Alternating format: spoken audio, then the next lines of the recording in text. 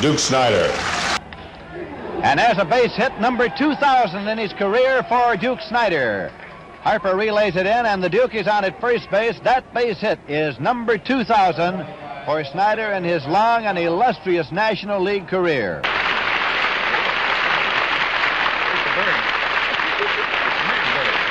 He was called the Duke of Flatbush.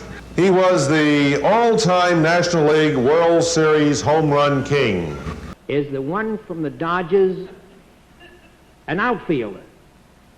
Yes. Well, let's get started. The star outfielder of the Dodgers is Duke Snider. Is the outfielder Duke Snider? The years that I had in Brooklyn, the 11 years I had in Brooklyn were, and a few years in L.A., I wouldn't trade the money they're making today for that. Have so many fond memories that you just can't trade those. There's no price on those. He was Duke. Great. He was aptly nicknamed. He was a great friend of mine and a teammate. And I loved him very, very much as a person and a friend. Of course, I always thought they spelled it wrong in Brooklyn. Should have been D-O-O-K. The Duke. Well, the Duke is tearing up the P-Pat. He's 0 for 1. For the series, he's 7 for 23. Boom! Look out. Look out. Duke, to me, was as good as anybody I ever saw play. When I came in 1951, he taught me the game. He taught me things off the field that I didn't understand in New York. I never forget what he did and how he did it. I was a lucky, very lucky man to be on the same team with Duke Snider. And Duke, in New York, you had Duke, Willie, and Mickey. And Duke never got the recognition of being the great center fielder that he was. But Duke was a great center fielder and a great hitter. He was just a great player. The Duke looks like the slugger of old as he levels on Wynn's next pitch. Duke gets a hold of it, a prodigious drive deep into the left center field stand. The ball traveled more than 400 feet. That was my final World Series home run, and from that home run on, we just scored runs at will almost. I miss him.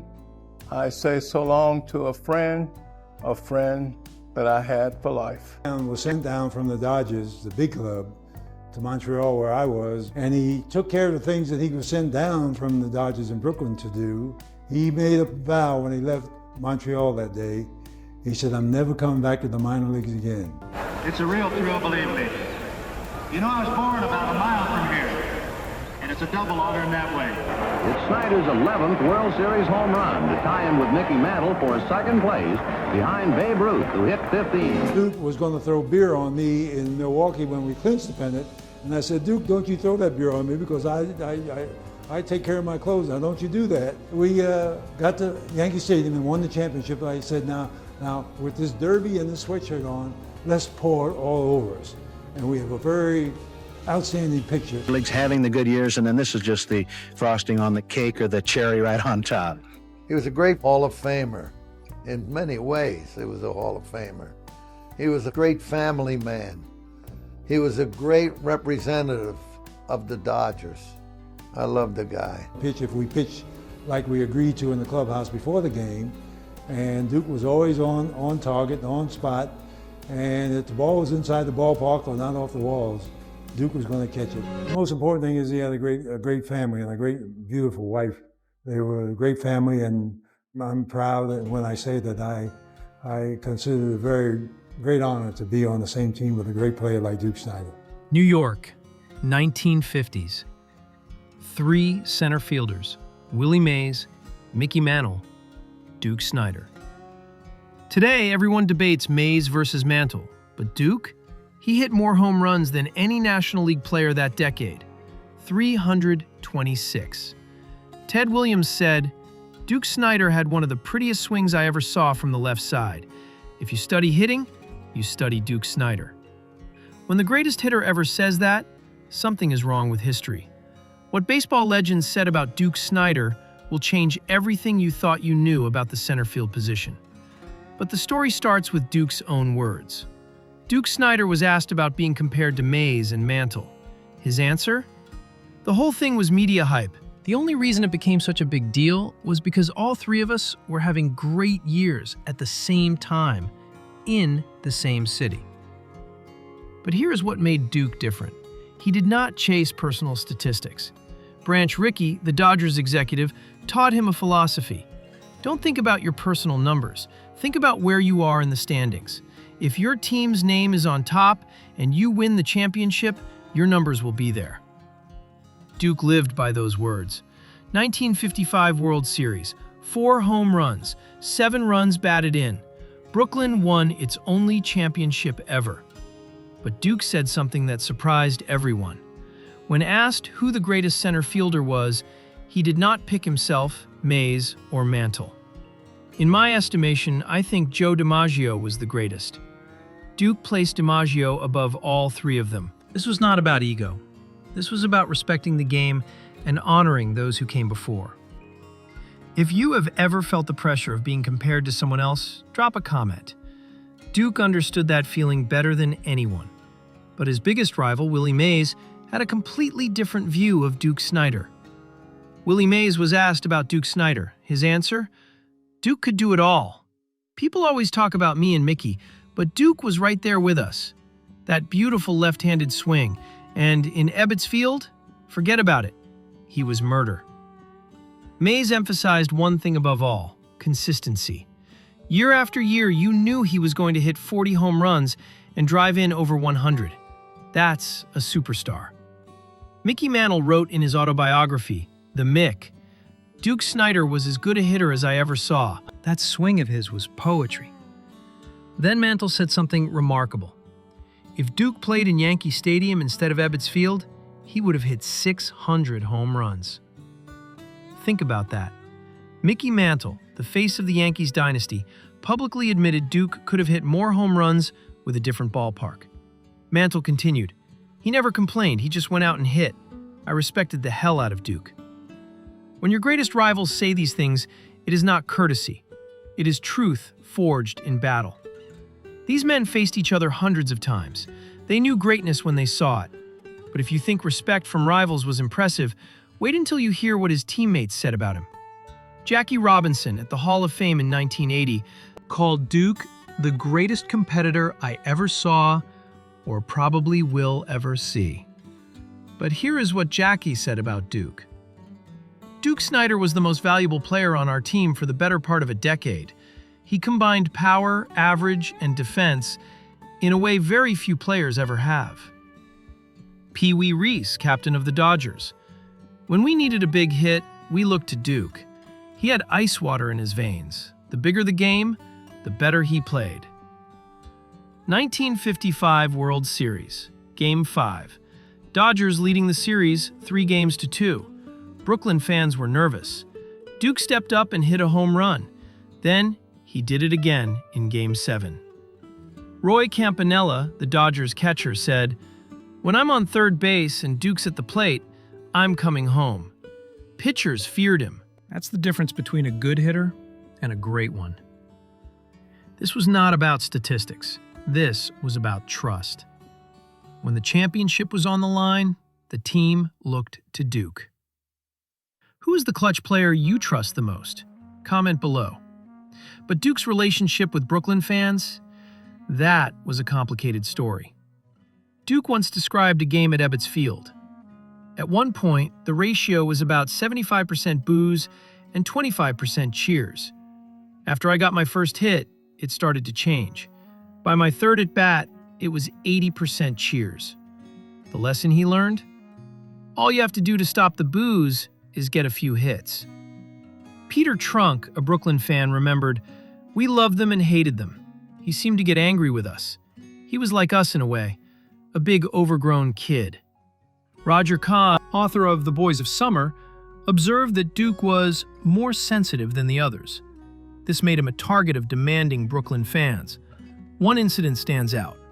Kahn wrote an article suggesting Duke played only for money, not for love of the game.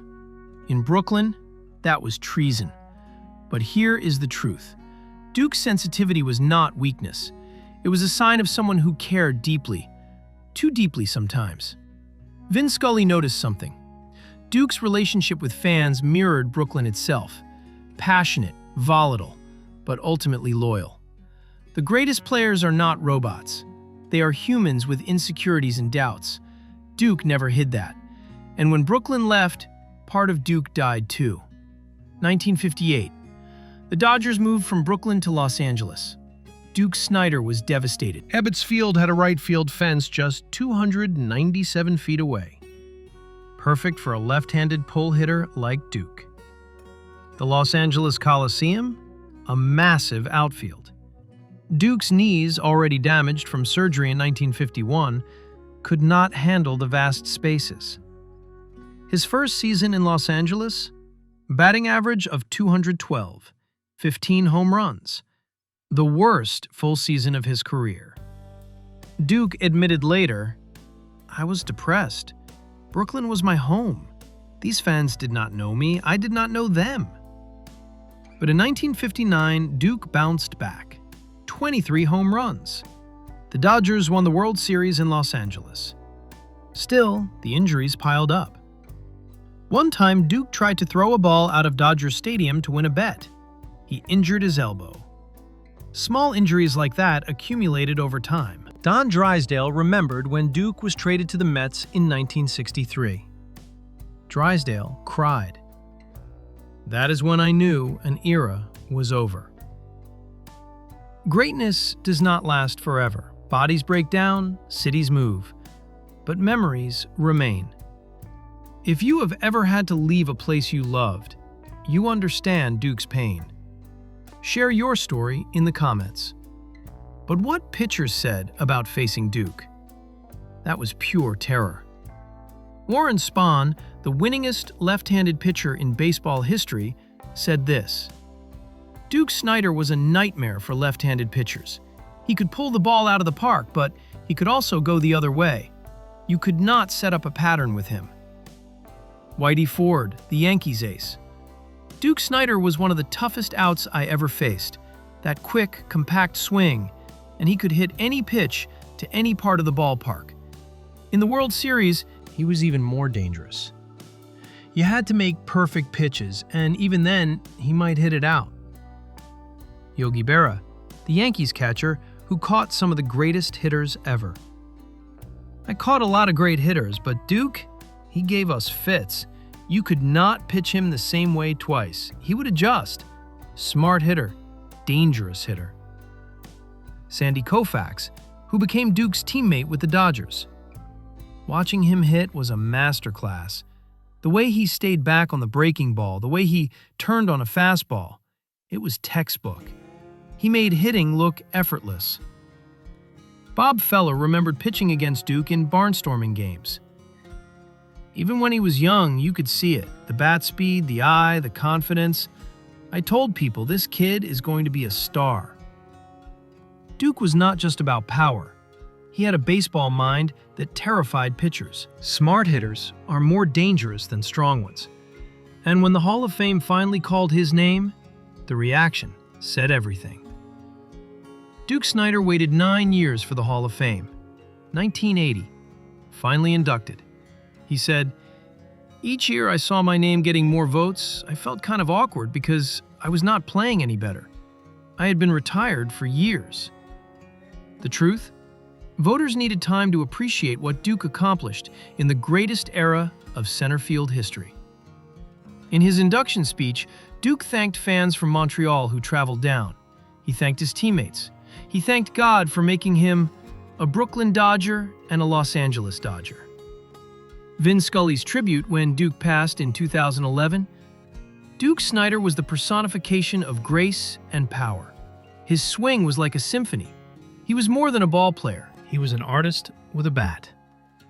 Reggie Jackson remembered, "As a kid in the 50s, I wanted to hit like Duke Snider. That left-handed power stroke. Duke was one of the reasons I fell in love with baseball." 326 home runs in the 1950s, most in the National League.